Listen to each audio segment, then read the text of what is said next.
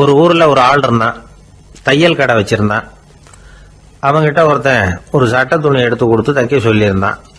வர்ற சனிக்கிழமை வா வந்து வாங்கிட்டு போ அப்படின்னு அவன் சொல்லியிருந்தான். அதே மாதிரி இவன் வந்தான். அவன் தச்சு வச்சிருந்த சட்டையை கொடுத்தான். இவன் வாங்கி அங்கேயே போட்டு பார்த்தான். கை நீளம் ஒண்ணுக்கு ஒண்ணு வித்தியாசமா இருந்தது. வலது கை இடது பக்கத்தை விட நீளம் குறைச்சலா இருந்தது. அவன் முணுமுணுக்க ஆரம்பிச்சுட்டான். என்ன இது இப்படி தைச்சுட்டியேன்னு. இதுக்கு அவன் சொன்னான், ஐயையோ இதுக்காகவா சங்கடப்படுறீங்க, வலது கையை மட்டும் கொஞ்சம் உள்ள இழுத்தாப்புல வச்சுக்கிட்டீங்கன்னா சரியா போகுது. மற்றபடி அந்த சட்டையில உள்ள கலை அம்சத்தை கவனிங்க, எவ்வளவு அற்புதமா தச்சிருக்கேன் பாருங்க. ஒரு சின்ன குறைய இப்படிலாம் பொருட்படுத்த வேண்டியதில்லை. நான் சொன்னது மாதிரி கையை கொஞ்சம் உள்ள இழுத்தது மாதிரி வச்சுக்கிட்டு நடந்து போங்க, ஜோரா இருக்கும் அப்படின்னா. அவனும் யோசிச்சு பார்த்தான். சரியான யோசனையா தான் தோணுச்சு. கொஞ்சம் முயற்சி பண்ணி வலது கையை கொஞ்சம் உள்ள இழுத்து சட்டை சரியா இருக்கிறது மாதிரி பண்ணிட்டான். இப்போ மறுபடியும் ஒரு பிரச்சனை. வலது கையை உள்ள இழுத்த மாதிரி அப்படியே வச்சுக்கிட்டதும் முதுகு பக்கம் கொஞ்சம் துணி தளர்த்தியா தொங்குறது மாதிரி தெரிஞ்சது. என்ன இது, முதுகு பக்கம் துணி குவிஞ்சுட்டுதே தொங்குதே அப்படின்னா மறுபடியும், அடடா இதுக்காகவா கவலைப்படுறீங்க, உடம்ப அதுக்கு தகுந்த மாதிரி கொஞ்சம் வளைச்சிக்கிட்டா சரியா போடுது. இதுக்காக அந்த அழகான தையலை பிரிச்சு அதுல உள்ள கலை அம்சத்தை கெடுக்கிறதுக்கு என் மனசு இடம் தரல. எவ்வளவுக்கு தளர்த்தியா இருக்கோ அவ்வளவுக்கு கொஞ்சம் உடம்ப வளைச்சி அப்படி குனிஞ்சது மாதிரி போங்க போதும் அப்படின்னா. அதுவும் நல்ல யோசனையா தான் பட்டுது இவனுக்கு. சரின்னு சொல்லிவிட்டு புறப்பட்டான். தெருவில் இறங்கினான். கையை கொஞ்சம் உள்ள இழுத்தான். உடம்ப கொஞ்சம் முன்னால வளைச்சான். சட்டைக்கு தகுந்த மாதிரி உடம்ப பண்ணிட்டான். மெதுவா நடந்து போறான். இப்போ எதிரில் இன்னொருத்தன் வரான். இவனை பார்க்கறான். இவன் போட்டிருக்கிற சட்டையை பார்க்கறான். ஆஹா அற்புதம்ங்கிறான். சும்மா சொல்லக்கூடாது, ரொம்ப நல்லா இருக்கு நிச்சயமா. இது இந்த ஊர் மேல தெருவில் இருக்கிற ஒருத்தன் இருக்கானே, அவன் தைச்சதா தான் இருக்கணும் அப்படின்னா. இதை கேட்டதான் அவனுக்கு ஆச்சரியம். எப்படி அவ்வளவு கரெக்டா கண்டுபிடிச்சிங்க அப்படின்னு கேட்டிருக்கான்.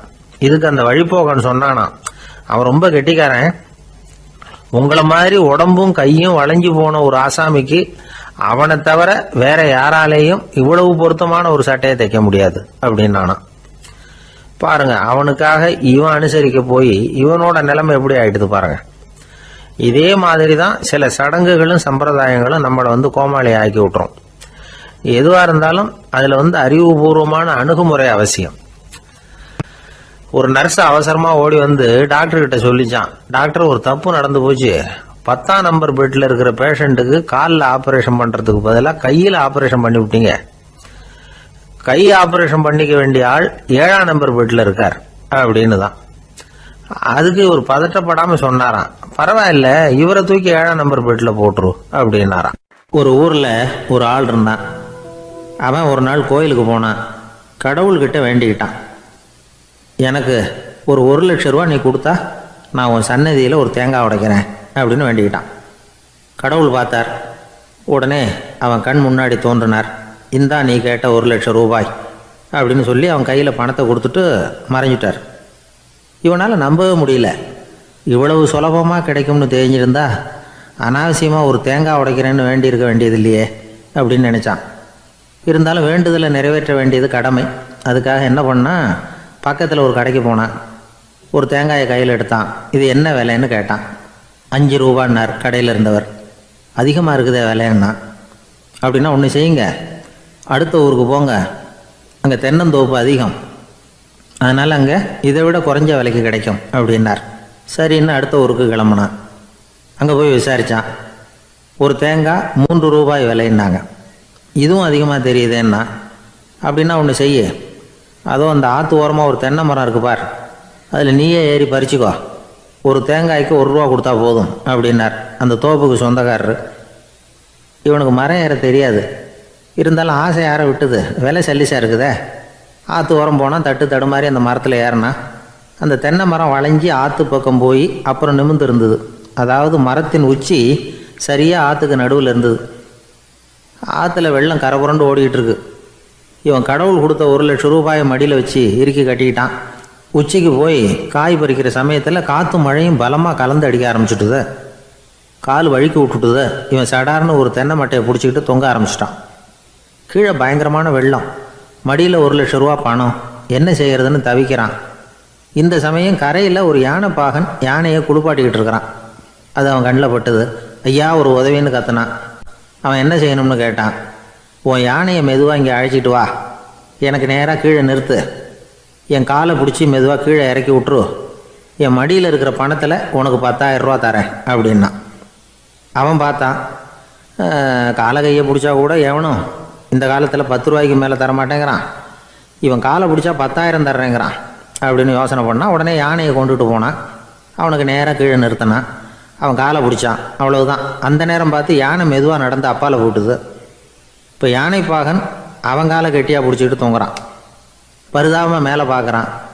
அவன் மட்டையை பிடிச்சிக்கிட்டு தொங்குறான். இப்போ யானை பாகன் சொல்கிறான், தம்பி மட்டையை விட்டுறாத, கெட்டியாக பிடிச்சிக்கோ, நான் உனக்கு 10,000 ரூபா தரேன், இதோ மடியில் தான் வச்சுருக்கேன்னா. மேலே தொங்குறவனுக்கு இந்த நிலைமையிலேயும் ஒரு சந்தோஷம், மேற்கொண்டு ஒரு 10,000 ரூபா நமக்கு கிடைக்கும் போல இருக்கே அப்படின்னு. இந்த சமயத்தில் ஒருத்தன் ஒட்டகத்தை ஓட்டிகிட்டு வந்தான் அந்த பக்கமாக குளிப்பாட்டுறதுக்கு. யானை பாகம் பார்த்துட்டான். ஐயா ஒட்டகக்காரரே, அதை இங்கே கொண்டுட்டு வா, எங்கள் காலை பிடிச்சி பத்திரமா இறக்கி விடு, நாங்கள் பணம் கொடுக்குறோம்னா. அவனும் பணத்துக்கு ஆசைப்பட்டு வந்தான். அவன் காலை பிடிக்கிற சமயம் ஒட்டகமும் நழுவி போட்டுது. இப்போ 3 பேருமே வரிசையாக தொங்குறாங்க.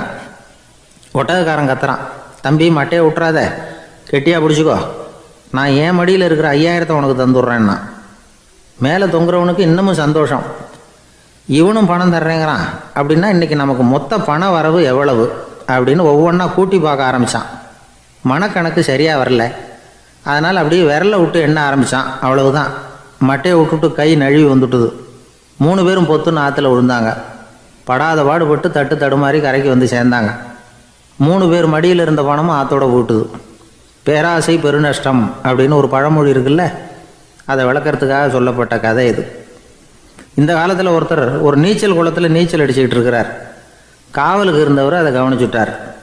கரையிலேருந்து சத்தம் போட்டாராம், இதோ பாருங்க, இங்கே ராத்திரி 8 மணிக்கு மேலே நீச்சல் அடிக்கிறது சட்டப்படி குற்றம், அதுக்கு அனுமதி கிடையாது, தெரியாதா உங்களுக்கு அப்படின்னாராம்.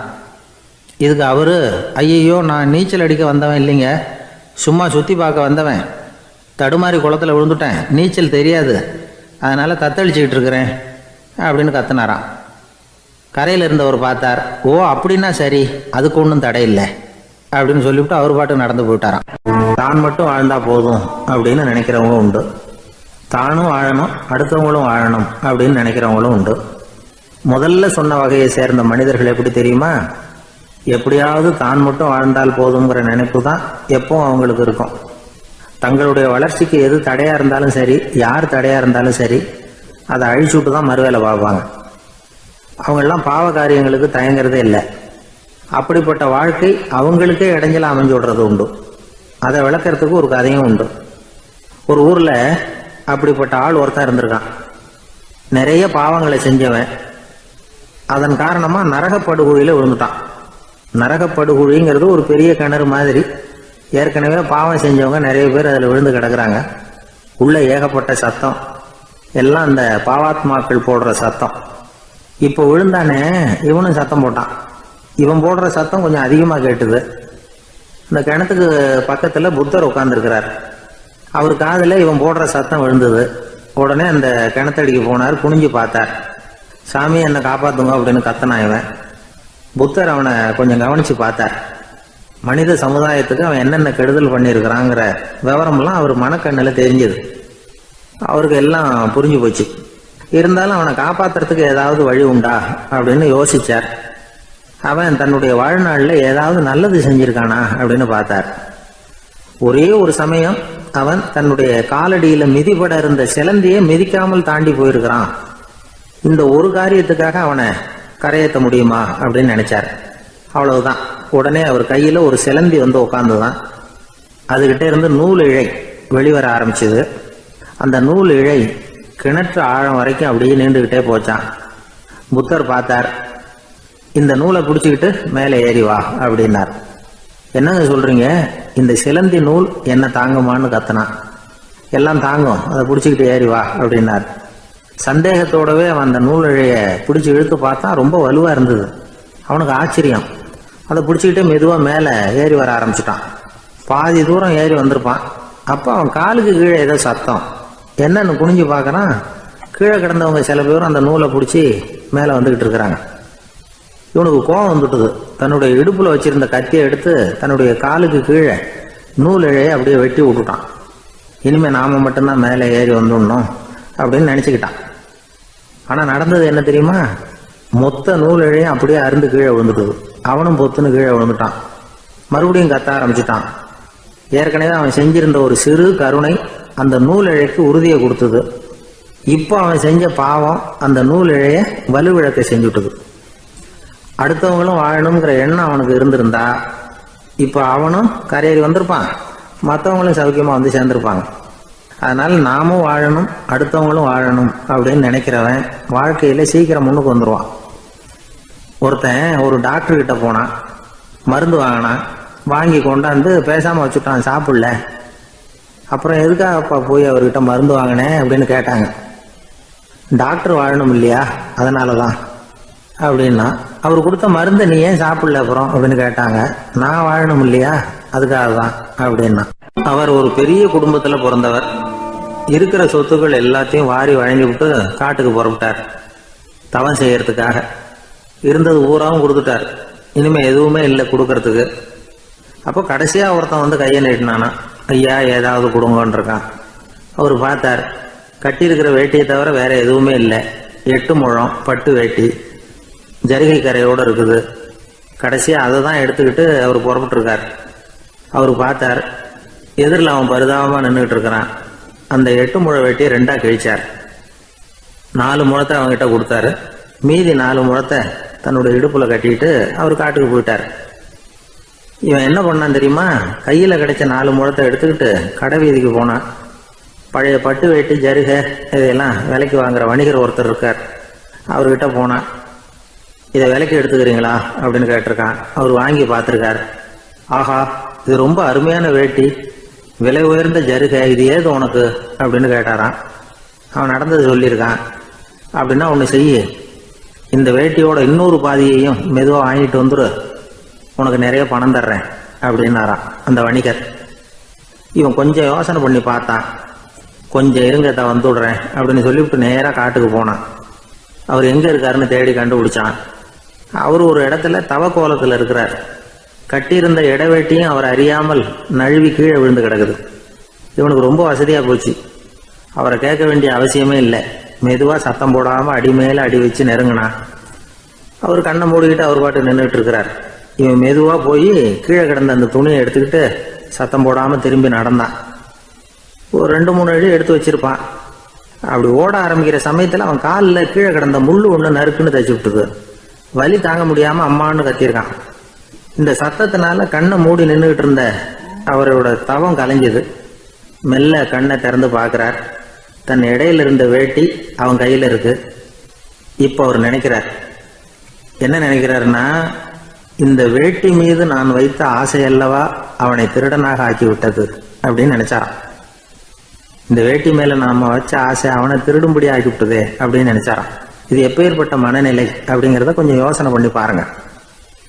தான் ஒரு பொருள் மேல வச்ச பற்று இன்னொரு மனிதன் திருடனாக ஆகிறதுக்கு காரணம் ஆயிட்டதேன்னு நினைக்கிறார். அப்படி நினைச்ச அந்த பெரியவர் யார் தெரியுமா? அவர் தான் மகாவீரர். இழந்துட்டேங்கிறிய, நீ என்னத்தை கொண்டுகிட்டு வந்த எங்க இழந்துடுறதுக்கு? நீ என்னத்தை உண்டாக்குன இது அழிஞ்சுட்டுதுன்னு சொல்றதுக்கு? இதுதான் அவருடைய சிந்தனை. இன்றைக்கு நம்ம சிந்தனையெல்லாம் வேற மாதிரி இருக்குது. ஒருத்தன் நடுத்தருவில் உட்காந்து அழுதுகிட்டு இருந்தான். அந்த வழியா வந்தவர் ஒருத்தர், ஏன்பா அழறேன்னு கேட்டாராம். 5 ரூபா சார், இந்த இடத்துல விழுந்துட்டுது, ரொம்ப நேரமா தேடுறேன், கிடைக்காது போல இருக்கு அப்படின்னு சொல்லிவிட்டு அழறான். எப்போ தொலைஞ்சதுன்னு கேட்டாராம் அவரு. அது எனக்கு தெரியாது சார், பணத்தை தொலைச்சவன் தேடி பார்த்துட்டு போயிட்டான், நான் அவனுக்கு பின்னாடி தேட வந்தவன் அப்படின்னு நானா. இவன் நம்மள மாதிரி ஒரு ஆசாமி, அவன் நம்மள மாதிரியே கற்பனை பண்ணான். அதாவது நாம தான் இந்த உலகத்துல ரொம்பவும் கஷ்டப்படுறோம், மற்றவங்க எல்லாம் சந்தோஷமா இருக்கிறாங்க அப்படின்னு அவன் நினைச்சுக்கிட்டான். அவன் ஒரு நாள் கடவுளை வேண்டிக்கிட்டானா, சுவாமி, இந்த உலகத்துல எவ்வளவோ பேர் இருக்கிறாங்க, ஒவ்வொருத்தருக்கும் ஒவ்வொரு விதமான கஷ்டம் இருக்கலாம், ஒத்துக்கிறேன். இருந்தாலும் எனக்கு அது கொஞ்சம் அதிகமா இருக்கிறது மாதிரி தெரியுது. அதனால நீங்க எனக்காக ஒரு சின்ன உதவி செஞ்சா போதும். அது வேற ஒண்ணும் இல்லை, என்கிட்ட இருக்கிற துயரங்களை இன்னொருத்தர் யாருகிட்டயாவது கொடுத்துருங்க, அவர்கிட்ட இருக்கிற துயரங்களை என்கிட்ட மாத்தி கொடுத்துருங்க. ஒரு மியூச்சுவல் டிரான்ஸ்பர், அவ்வளவுதான். அப்படி பண்ணிவிட்டா போதும் அப்படின்னு வேண்டிக்கிட்டானான். அன்னைக்கு ராத்திரியே அவன் ஒரு கனவு கண்டிருக்கான். வானத்திலிருந்து ஒரு குரல் கேட்டிருக்கு. அது என்ன சொல்லிச்சு தெரியுமா? ஏ ஜனங்களே, எல்லாரும் அவங்க கஷ்டங்களை ஒரு பையில போட்டு எடுத்துக்குங்க. அப்படி எடுத்துக்கிட்டு நேரா இந்த ஊர் எல்லையில இருக்கிற கோயிலுக்கு வந்து சேருங்க அப்படின்னு அந்த குரல். ஆஹா, கடவுள் நம்ம பிரார்த்தனைக்கு செவி சாய்ச்சுட்டார் அப்படின்னு சந்தோஷப்பட்டான் இவன். உடனே என்ன பண்ணா, தன்கிட்ட இருந்த கஷ்டத்தையெல்லாம் ஒரு சாக்கு பையில போட்டு எடுத்துக்கிட்டான். வீட்டை விட்டு வெளியில வந்தான். தெருவில் இறங்கி நடக்கிறான். அங்க பார்த்தா ஏகப்பட்ட பேர் ஆளுக்கு ஒரு பைய தூக்கிக்கிட்டு கோயிலுக்கு போயிட்டு இருக்கிறாங்க. சில பேர் மூட்டையா கட்டி தலையில சுமந்துக்கிட்டு போயிட்டு இருக்கிறாங்க. இவன் பார்த்தான். இவனுக்கு ரொம்ப ஆச்சரியமா இருந்தது. ஏன்னா எல்லாரும் வச்சிருக்கிற பைய இவன் பைய விட பெருசா இருந்தது. இவன் பை தான் இருக்கிறதுலயே கொஞ்சம் சின்னதா தெரிஞ்சது. இப்ப அவன் மறுபடியும் சாமியை வேண்டிக்கிட்டான். கடவுளே, இப்ப உள்ள சூழ்நிலையை கவனிச்சா என்கிட்ட இருக்கிற பைய பரவாயில்லன்னு தோணுது.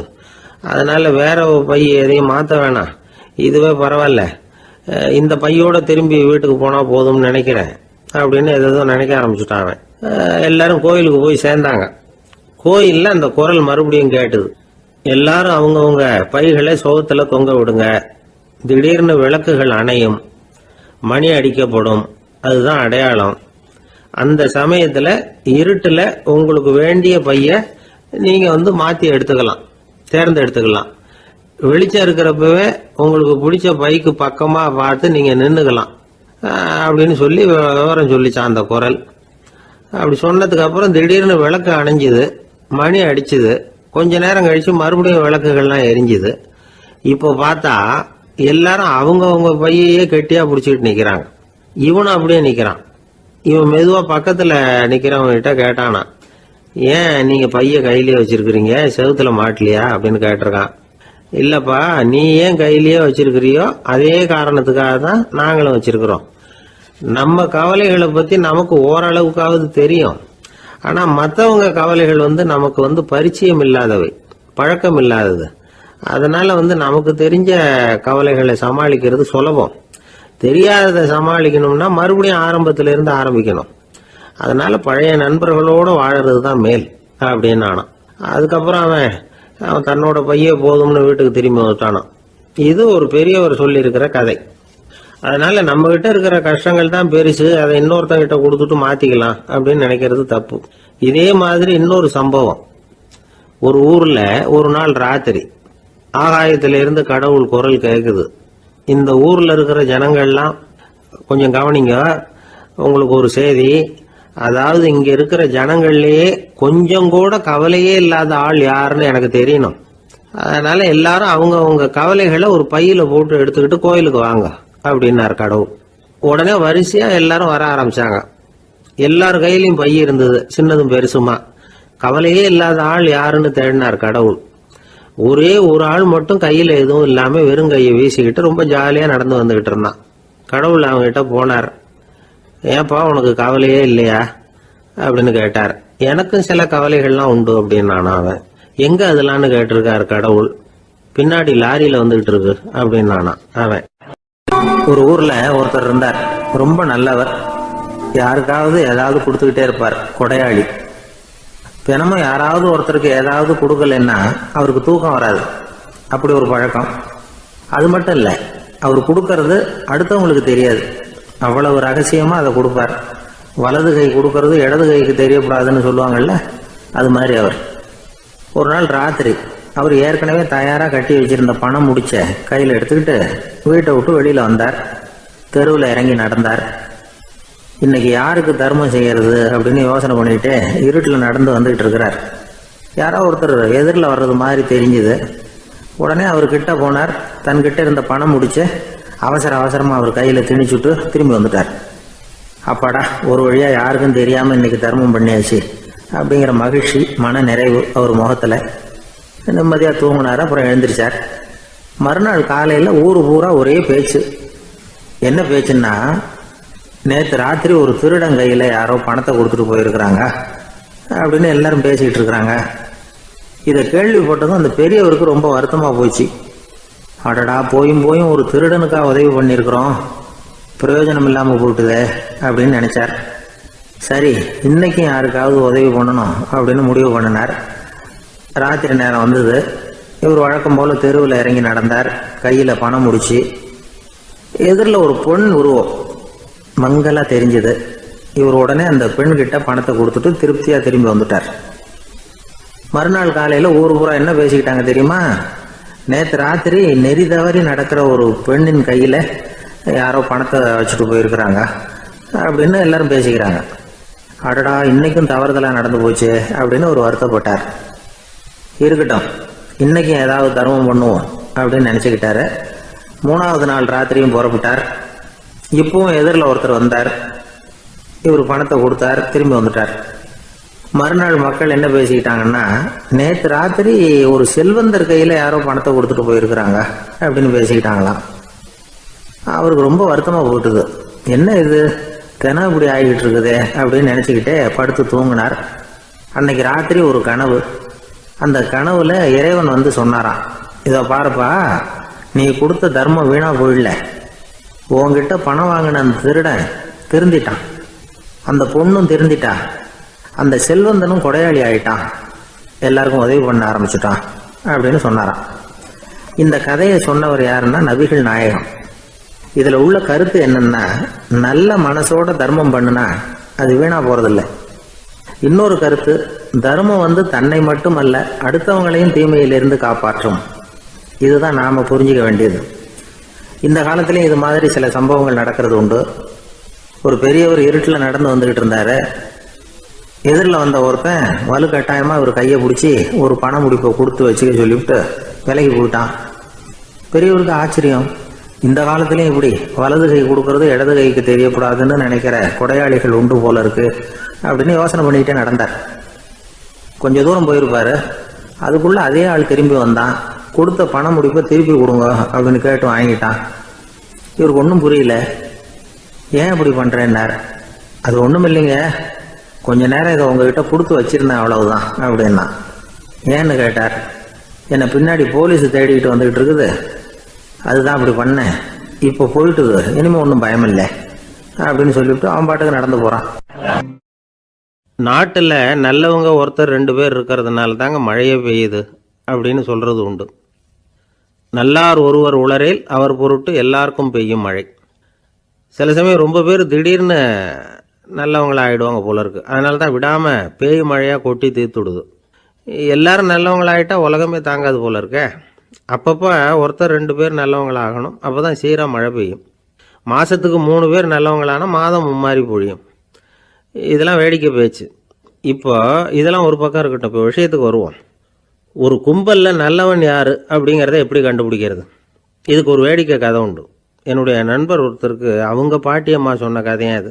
அது என்ன கதைன்னா, ஒரு ஊரில் ஒரு சமயம் பலமான மழை பெய்ய ஆரம்பிச்சுட்டு தான். இடி மின்னல் ரொம்ப கடுமையாக இருந்திருக்குது. ஆரம்பித்த மழை வர வர கடுமையாக ஆகிட்டு இருக்குதே தவிர நிற்கிற பாடாக தெரியல. ஊர் ஜனங்கள்லாம் பார்த்தாங்க. இதுக்கு மேலேயும் வீட்டுக்குள்ளே இருந்தால் ஆபத்துங்கிறத புரிஞ்சுக்கிட்டாங்க. ஏன்னா வீடெல்லாம் இடிஞ்சி விழுந்துருமோங்கிற பயம். உடனே எல்லாரும் புறப்பட்டு ஊருக்கு பொதுவாக இருந்த ஒரு மண்டபத்தில் போய் தங்கிக்கிட்டாங்க. மின்னல் கடுமையாக இருந்தது. இடி எந்த நேரத்துலையும் விழலாம்ங்கிற நிலைமை. எப்போ விழலாம்னு பார்த்துக்கிட்டு இருக்குது. அந்த மண்டபத்தில் இருந்த ஜனங்கள் மனசுக்குள்ள ஒரு பயம். நம்ம கூட்டத்தில் யாராவது ஒரு கெட்டவன் பாவம் பண்ணவன் இருந்தால் கூட இடி வந்து இந்த மண்டபத்தில் விழுந்துரும், அது எல்லாருக்கும் ஆபத்து அப்படின்னு நினச்சாங்க. சரி, இதுக்கு என்ன பண்ணலாம் அப்படின்னு யோசனை பண்ணாங்க. அந்த கூட்டத்தில் ஒரு பெரியவர் இருந்தார். அவர் ஒரு யோசனை சொன்னார். இதை பாருங்க, அதுக்கு ஒரு வழி இருக்குது. அதோ எதிர்த்தாப்புல கொஞ்சம் தூரத்தில் ஒரு உயரமாக மரம் ஒன்று இருக்குது பாருங்க. பொதுவாக இடி வந்து சுலபமாக விழறது அது மாதிரி உயரமான மரத்தில் தான். நம்ம கூட்டத்தில் இருக்கிறவங்க எல்லாரும் ஒவ்வொருத்தராக போய் அந்த மரத்தை தொட்டு விட்டு திரும்பி வந்துடணும். நம்மள பாவம் பண்ணவன் யாரோ அவன் அந்த மரத்தை தொடுற சமயத்தில் இடி விழுந்துடும், அவன் மட்டும் போயிடுவான், மண்டபத்தில் இருக்கிற நாமெல்லாம் பொழைச்சிக்கலாம் அப்படின்னு ஐடியா கொடுத்தார் அந்த பெரியவர். இது நல்ல யோசனையாக பட்டது. எல்லாரும் ஒத்துக்கிட்டாங்க. ஒவ்வொருத்தராக போய் அந்த மரத்தை தொட்டு விட்டு திரும்பி வந்தாங்க. இடி எதுவும் விழலை. இன்னமும் பாவம் பண்ண ஆசாமி அதை போய் தொடலை போல இருக்கு அப்படின்னு நினச்சிக்கிட்டாங்க. ஒவ்வொருத்தராக போகிறாங்க. எல்லாரும் போய் தொட்டுவிட்டு வந்தாச்சு. இன்னும் ஒரே ஒரு ஆசாமி தான் பாக்கி. கடைசியாக இருந்த அந்த ஆள் பயந்துட்டான். இது வரைக்கும் இடி விழலைன்னா இப்போ என்ன அர்த்தம்? இப்போ நாம தான் பாக்கி, நாம தான் தப்பு பண்ண ஆள் போல இருக்குது அப்படின்னு நினச்சிட்டான். அதனால் துணிச்சலாக போய் தொடுறதுக்கு பயந்தான், தயங்கிக்கிட்டே இருந்தான். இருந்தாலும் மற்றவங்கள்லாம் சும்மா இருப்பாங்களா, கட்டாயப்படுத்தி கழுத்தை பிடிச்சி தள்ளாத குறையா அவனை தள்ளி விட்டாங்க, போய் தொட்டுட்டு வாடான்னு. அவன் நடுங்கிட்டே போய் அந்த மரத்தை தொட்டான். அதே வினாடி ஒரு பயங்கரமான மின்னல் இடி விழுந்துட்டுது. எங்கே விழுந்தது தெரியுமா? அந்த ஆள் மேலே இல்லை, மண்டபத்தில் விழுந்தது. மண்டபத்தில் இருந்தவங்க பூரா காலி. அந்த ஒரு ஆள் மட்டும் புழைச்சிக்கிட்டான். இந்த ஒரு ஆளை காப்பாற்றுறதுக்காக தான் இடி மண்டபத்தில் விழாமல் இருந்திருக்குது. இதுதான் கதை. அதனால் நல்லவங்க எப்படியும் தப்பிச்சுக்குவாங்க அப்படிங்கிறது ஒரு நீதி. ஒருத்தன் அப்படி தான் தெருவில் நடந்து போய்கிட்டு இருந்தான், ரொம்ப நல்லவன். எதிரில் ஒருத்தன் சைக்கிளில் வந்துக்கிட்டு இருந்தான். அதில் மோதி இவன் கீழே விழுந்துட்டான். சைக்கிள்காரன் உடனே இறங்கி இவனை தூக்கி விட்டான். இவன் எழுந்திரிச்சு அவனை முறைச்சி பார்த்தான். அப்படி பார்க்காதீங்க சார், நீங்கள் ரொம்ப புண்ணியம் பண்ணியிருக்கீங்க, அதுதான் இப்போ சைக்கிளில் மோதிக்கிட்டீங்க அப்படின்றான். என்ன அப்படி சொல்கிறேன் நான்? இவன் 10 நிமிஷத்துக்கு முன்னாடி நான் லாரி ஓட்டிகிட்டு வந்தேன், அப்போ நீங்கள் எதிரில் வந்திருந்தீங்கன்னா என்ன ஆயிருக்கும் அப்படின்னானா அவன். ஒரு காட்டில் ஒரு நரி இருந்தது. ஒரு நாள் காலை நேரம் அது தன்னுடைய இருப்பிடத்திலிருந்து வெளியில் வந்தது. கொஞ்சம் தூரம் நடந்து வந்தது. அப்போ தான் அது தன்னோட நிழலை கவனித்து பார்த்தா அது ரொம்ப நீளமாக பெருசாக இருக்குது. காலை நேரத்தில் நிழல் அப்படி தானே இருக்கும். ஆனால் அந்த நரிக்கு அந்த விஷயம் தெரியல. தன்னுடைய நீண்ட பெரிய நிழலை பார்த்து ஆச்சரியப்பட்டது. ஆஹா, நாம் இவ்வளவு பெருசாக இருக்கிறோம் அப்படின்னா என்னுடைய காலை சாப்பாட்டுக்கு ஒரு யானை இல்லைன்னா ஒரு ஒட்டகம் கிடைச்சாதான் சரியாக இருக்கும் போல இருக்கு அப்படின்னு முடிவு பண்ணிக்கிட்டுது. உடனே ஒரு யானை அல்லது ஒட்டகத்தை தேடி அலைஞ்சது, எங்கே கிடைக்கும்னு. கிடைக்கவே இல்லை. மத்தியானம் 12 மணி ஆயிட்டுது. பசியோடு அலையுது. இப்போ தன்னோட நிழலை பார்த்தது. அது மத்தியான நிழல் எப்படி இருக்கும்? அது ரொம்பவும் குறுகி போய் தெரிஞ்சுது. உடனே அந்த நரி என்ன நினச்சிக்கிட்டு தான் தெரியுமா? காலை ஆகாரம் சாப்பிடாததுனால நம்ம உடம்பு இப்படி அழிச்சு போட்டுதே அப்படின்னு நினச்சிக்கிட்டு தான். கொஞ்ச நேரம் கழித்து மறுபடியும் தன்னுடைய நிழலை பார்க்குது. அது இன்னமும் குறுகி போய் காலடியிலேயே வந்துட்டுது. அதுக்கு பயமாக போயிடுது. ஐயையோ, இன்னும் கொஞ்சம் நேரத்தில் நாம் இறந்துருவோம் போல இருக்க, இப்போ என்ன செய்யறது? இந்த சமயத்தில் ஒரு எறும்பு கிடைச்சா கூட போதும், அதை நம்ம காலை ஆகாரமாக நினச்சி சாப்பிட்டுள்ளாமே அப்படின்னு நினச்சிதான். நம்முடைய நிழல் கூட நம்மளை மாதிரியே தான் அடிக்கடி மாறிக்கிட்டே தான் இருக்குது. அது எப்பவும் ஒரே மாதிரி இருக்கிறது இல்லை. மனிதனுக்கு ஏற்படுகிற தன்முனைப்பு இருக்கு பாருங்க, ஈகோ, அது கூட ஒரு நிழல் மாதிரி தானா. அப்படி நினைக்க ஆரம்பிச்சுட்டா அதனால ஏதும் பிரச்சனை வராதான். தன்முனைப்பை நிழல் போலவே ஏற்றுக்கொள்ளுங்கள் அப்படிங்கிறது பெரியவங்க கருத்து. ஒரு காரியத்தை வெற்றிகரமாக நல்ல விதமாக செஞ்சு முடிக்கிறோம்னு வச்சுக்கோங்க, அந்த சமயத்தில் ஒரு வித நுட்பமான தற்பெருமை நமக்குள்ள உண்டாகுது. இது இயற்கையானது, அதனால இது மேலே பற்று வைக்கக்கூடாது. அப்படி வைக்க ஆரம்பிச்சுட்டா அந்த தற்பெருமை ஒரு நிரந்தர விருந்தாளியாக நம்மகிட்ட தங்கிக்கும். நம்ம நிழல் எப்படின்னு பாருங்க, நாம் நடக்கும் பொழுது நம்ம பின்னாடியே வரும். தன்முனைப்பையும் அப்படியே நினச்சிக்கோங்க. நிழல் யாருக்கும் எந்த பிரச்சனையையும் உண்டாக்குறது இல்லை. ஆனால் அந்த நிழலை கண்டே நாம் பயப்பட ஆரம்பிச்சுட்டா நாம் எதுலேயும் வெற்றி காண முடியாது. நிழலோட சண்டை போடக்கூடாது. அது மாதிரி தன்முனைப்போடவும் நாம் சண்டை போட வேண்டியதில்லை. இல்லாத ஒன்றோடு சண்டை போடுறது எப்படின்னா, அது இருட்டோட சண்டை போடுறது மாதிரி. நாம் நிழல் கிடையாது, நம்மகிட்ட இருக்கிற தன்முனைப்பு ஒரு நிழல். நம்ம நிழலையும் நமக்கு சமமாக பார்க்குறோம் பாருங்க, அங்கே தான் சிக்கலே ஆரம்பம். இப்போ நாம் நடந்து போய்கிட்டு இருக்கிறோம், நம்ம நிழல் தரையில் விழுது. யாரோ ஒருத்தர் நம்ம நிழல் மேலே காலை வச்சு நடந்து போகிறார். உடனே அவர்கிட்ட சண்டைக்கா போகிறோம், ஏண்டா என் நிழலை மிதிச்ச அப்படின்னு. நமக்கு தெரியும் அது நிழல் தாங்கிறது. அவர் உங்கள் மேலே நடக்கலை, உங்களுடைய நிழல் மேலே தான் நடக்கிறார். அது மாதிரி உங்கள் தன்முனைப்பின் மேலே யாராவது நடந்தால் உங்களை அவமானப்படுத்துறதா நினைக்கிறீங்க. காரணம், நாமளும் நம்ம தன்முனைப்பும் ஒன்றுங்கிற நினைப்பு தான் காரணம், மற்றபடி வேற ஒன்றும் கிடையாது. நம்ம நிழல் மேலே நடக்கிறவர் நம்மளை காயப்படுத்துறதில்லை. தன்முனைப்பை வேண்டாத ஒன்றாவும் பார்க்க வேண்டியதில்லை. அது இயற்கை. நிழலை உங்கள் முன்னாடி வைக்க வேணாம், அது உங்கள் பின்னாடியே இருக்கட்டும். நிழலின் நிழலாகி விடாதீர்கள், நீங்கள் நீங்களாகவே இருங்கள். இதுதான் சான்றோர் சிந்தனை. ஒரு பேருந்துல ஒரே நெரிசல். ஒருத்தர் பக்கத்தில் நின்றுகிட்டு இருந்தவர்கிட்ட ரொம்ப பணிவாக விசாரிச்சார், ஏன் சார் நீங்கள் ஏதாவது பெரிய உத்தியோகத்தில் இருக்கிறீங்களா அப்படின்னார். அப்படிலாம் ஒன்றும் இல்லைங்கன்னார் அவர். அப்படின்னா வேற ஏதாவது அரசியலில் பெரிய பதவியில் இருக்கிறீங்களா அப்படின்னு கேட்டார். அதுவும் இல்லைங்க.